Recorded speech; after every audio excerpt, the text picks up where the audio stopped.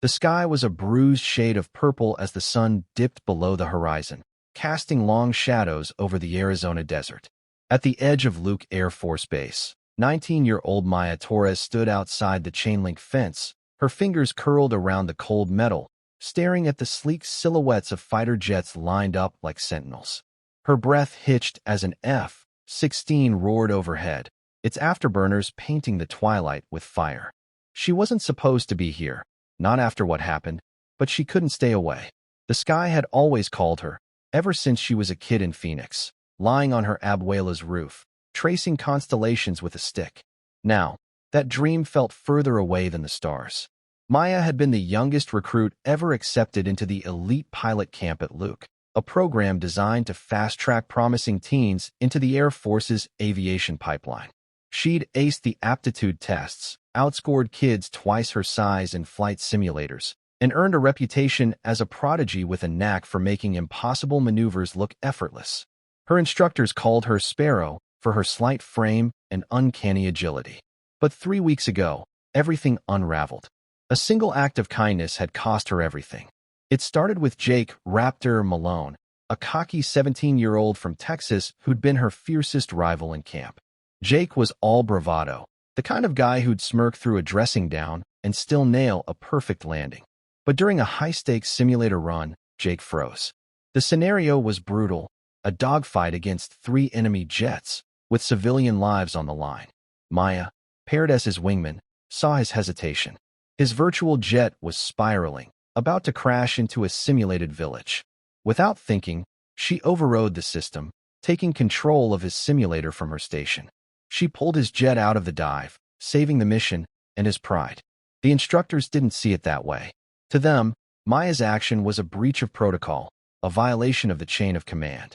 "You don't get to play hero," Colonel Hargrove had barked, his face red as he banned her from camp. "This isn't a game. You undermined a fellow pilot and risked the mission." Maya tried to explain. She'd acted to save lives, even virtual ones, but the decision was final. Jake, humiliated, didn't say a word in her defense. The other cadets whispered as she packed her bag, her dreams grounded before they could take flight. Now, standing at the fence, Maya felt the weight of that moment like a stone in her chest. She'd done the right thing, hadn't she? So why did it feel like the world was punishing her for it? Her phone buzzed in her pocket. A text from her younger brother, Leo. "Abuela made tamales. Come home." She sighed, letting go of the fence. Home was a small apartment in Glendale, where her grandmother and Leo waited, where the walls were thin and the dreams were thinner. But as she turned to leave, a strange sound cut through the desert quiet. A low, mechanical whine, followed by a faint shout. Maya froze. The noise came from beyond the fence, near the hangars. Against her better judgment, she slipped through a gap in the chain link, her sneakers silent on the sand. The base was mostly deserted at this hour, but she spotted a figure moving near an F-22 Raptor, the Air Force's most advanced fighter jet.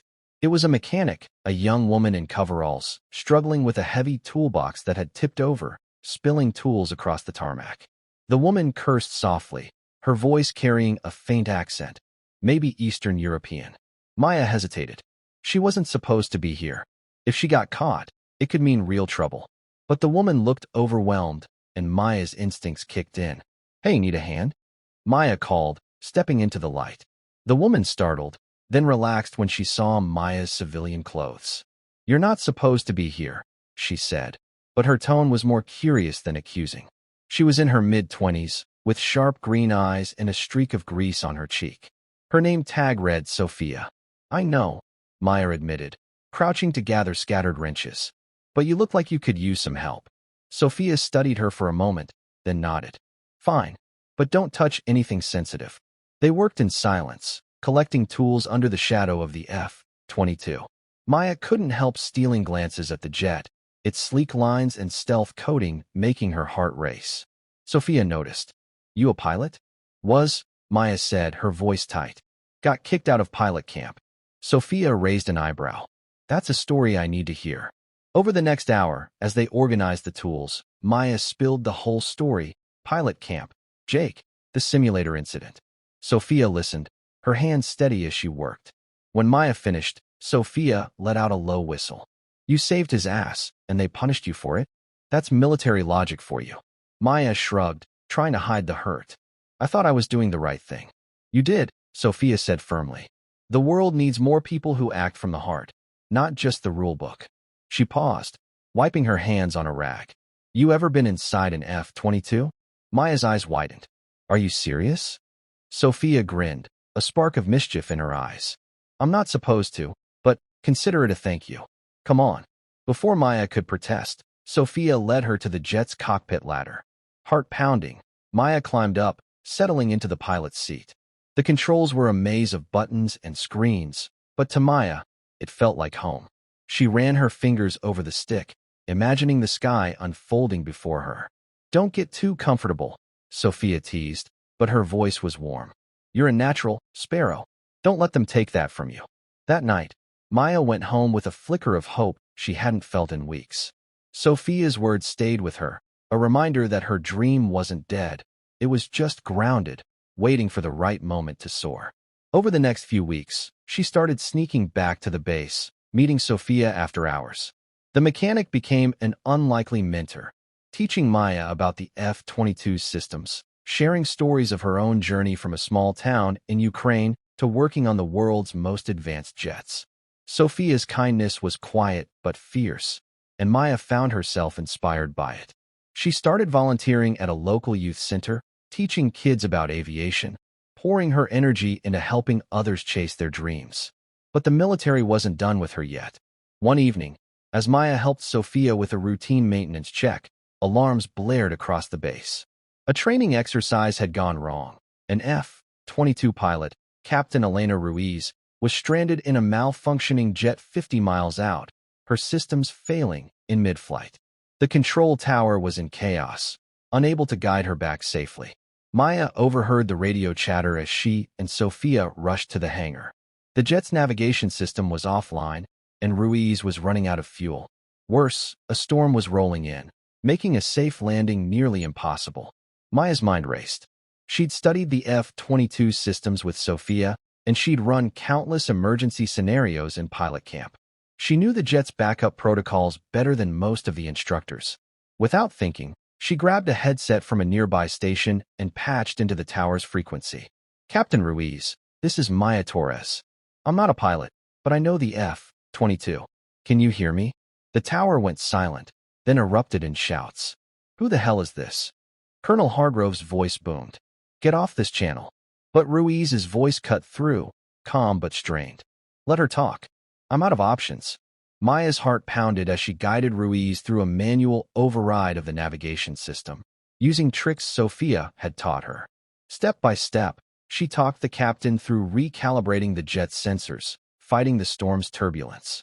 The tower listened, stunned, as Maya's voice, steady and sure, brought Ruiz closer to the runway. Lightning flashed outside, but Maya didn't falter. She could feel the weight of every life on that jet, every second ticking by. Finally, Ruiz's voice crackled through. I see the runway. Coming in now. The tower erupted in cheers as the F-22 touched down, skidding but safe. Maya sank to her knees, tears streaming down her face. Sophia was there, pulling her into a hug.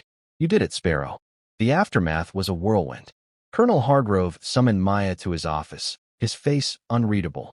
She expected a reprimand, maybe even arrest for breaching protocol again.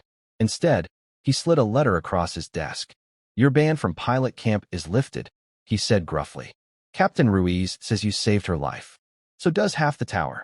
We don't usually let civilians play hero, but you've got something special, Torres. Maya stared at the letter, her hands trembling. It was a second chance, not just to fly, but to prove that kindness and courage could coexist in a world that often demanded blind obedience. As she walked out of the office, she saw Jake waiting in the hall. He looked smaller somehow, his bravado gone. I should have spoken up for you, he said quietly. Back then. I'm sorry. Maya nodded, forgiving him without words. She'd learned something in these weeks. Holding on to anger grounded you, but letting it go set you free. She returned to pilot camp the next day, greeted by cheers from her peers. Even Jake clapped, a small smile on his face. Sophia was there too, watching from the sidelines, her green eyes proud. Months later, Maya stood on the tarmac, her flight suit crisp, her helmet under her arm. She'd earned her wings, one of the youngest ever to do so. The F-22 before her gleamed under the Arizona sun, and as she climbed into the cockpit, she felt the weight of every choice that had brought her here. Not just her skill, but her heart. She thought of Sophia, of Leo, of her abuela's tamales waiting at home. The sky was hers now, but she'd never forget the ground, where kindness had lifted her when she'd fallen. As the jet roared to life, Maya smiled. Sparrow, cleared for takeoff, she whispered, and the world fell away beneath her wings.